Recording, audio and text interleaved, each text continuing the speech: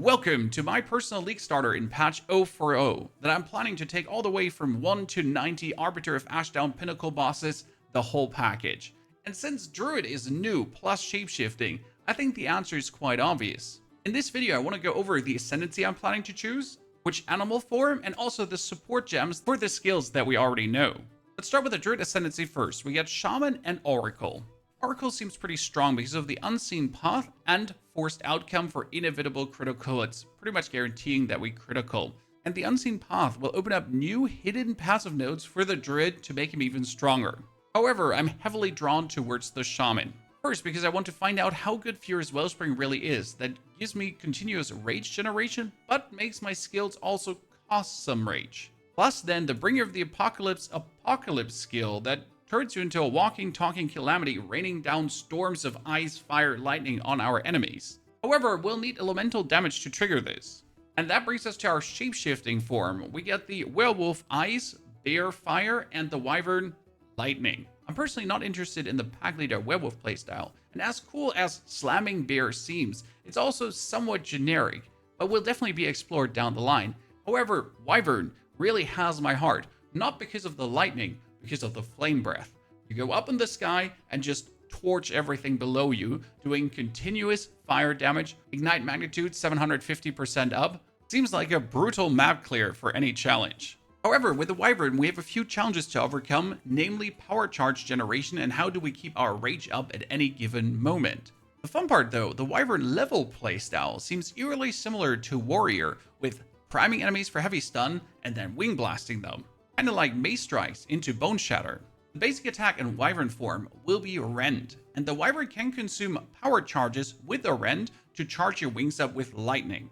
Now this Rend seems to already have quite some stun buildup baked in because it's 1-2 hits and the enemies are already primed for stun. And as they're then primed for stun, we're gonna hit them with a Wing Blast. The Wing Blast will knock back enemies, and enemies primed for heavy stun will be stunned and release a shockwave, which then has a chance to ground as a power charge, and the higher the monster power is, the more likely it is to get a power charge. And that power charge could then consecutive empower our Rend to then have our Wing Blast also do more lightning damage. And that's a rinse and repeat. Rend, Rend, Wing Blast, Rend, Rend, Wing Blast.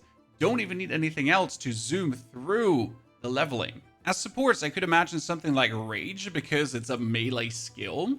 You could technically think about Stomping Ground, which sadly got nerfed because you're actually flying backward. Depending on the impact area of the Wing Blast, Concentrated Area might be nifty for that 30% more area damage. It does look quite big, so condensing this slightly down shouldn't be a problem. Now for your actual basic swipes in the beginning, we could think about adding Stun down the line to only have one swipe, Prime for Stun, Wing Blast. While we're most likely going to start with Rage for that massive Rage buildup, and probably rapid attacks to get them stunned as fast as possible. On top of these two attacks, we have a culling strike called Devour. Shapeshift into a Wyvern and devour a corpse or a cullable enemy and additional nearby corpses. For each enemy or corpse devoured, we regenerate life and gain a power charge. After you wing blasted a pack of enemies and there's a bunch of corpses there, lunge forward with the Devour, boom, 1, 2, 3 power charges, instantly use your Rem to lightning empower you, and keep flitting forward.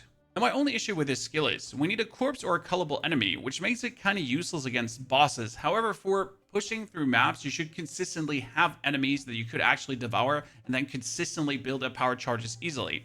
Especially since the skill lunges you forward, so it's also a travel skill and knocks back enemies. Could think about slamming Charge Perfusion on it to create bonus charges. Could also provide it with stun that when you devour leaping forward and you're knocking back enemies, they get primed for stun and we can instantly wing blast them. And or Holy Descend, supported skills that leap into the air, causing them to create consecrated ground when you land, if the travel then counts as leaping. With these three skills, we already have a pretty nifty gameplay loop of simply rending, lightning empowering, wing blasting, devouring, and rinse and repeat. Anything I can imagine in the acts should not be a problem, especially speed-wise, because it's forward gameplay, and nothing that really requires you to build up big combos. Now to the real bread and butter, our big damage skill, the Flame Breath, which has 800% attack speed, and it's a channel skill. That channeling in the first 4 seconds is for free, and afterwards it does cost rage. It's only 6 rage per second, however, I assume if we then put on supports that increase the cost multiplier, this will also increase the rage per second. The biggest sadness is that we cannot gain rage while this skill is active. So we pretty much have to empty our rage as we're flame breathing, then regain it and flame breath again. As the cooldown time is only 6 seconds and we can more or less just go flame breath, flame breath, flame breath, flame breath. If you consume a power charge, the skill gets empowered with bonus lightning damage and spends rage slower, which means we want to devour an enemy or wing blast into a power charge to then truly devastate everything. Now the cool part about the flame breath is that it also has 750% more ignite magnitude, and I wonder if we could lean more into this of increasing the ignite that the actual skill does. So not only the damage, attack damage it does per second, no, on top of that massive ignite with the lightning damage obviously, that will then trigger hopefully the apocalypse from the shaman ascendancy. For ignite we do have quite some support gems, especially Searing Flame, which give us 100% more magnitude of ignite inflicted with supported skill. However, this would also reduce the actual hit damage. And I don't think we'll need a skill like Fiery Death. Enemies ignited by supported skills have a chance to explode on death, because it's a goddamn flame breath that's blanketing everything. So we're probably best off tuning the elemental damage of the actual hit as high as possible. Since we got here Shapeshift, AoE, Sustained Fire, Duration, and Channeling all as our attacks. Elemental Armament giving us another 25%. And then for example Burgeon 1 and Burgeon 2 giving us another 40% more damage. What I wonder is how well efficiency actually works. Supported skills have 40% less cost, which should reduce the rage per second and the mana used to allow us to fly longer, especially if we then have it empowered for that super consuming our rage 50% slower. Now for power charge generation, we already have the Devour and the Wing Blast. However, what are we going to do against bosses? There are a few items that could help us here. You could technically play Volt's Protector Ironclad Vest that says 26% chance to gain a power charge on critical hit. But we would have to critical hit here first, and we would have quite low armor and energy shield down the line, instead of having like a massive armor energy shield chest piece going on. Another opportunity would be using something like Wind Dancer, a buff that gets triggered when you get hit. Together with Culmination, the says supported skills can gain combo, and this will then trigger Aelith Chime, which has a chance to gain a power charge when expanding combo with supported skills per combo expended.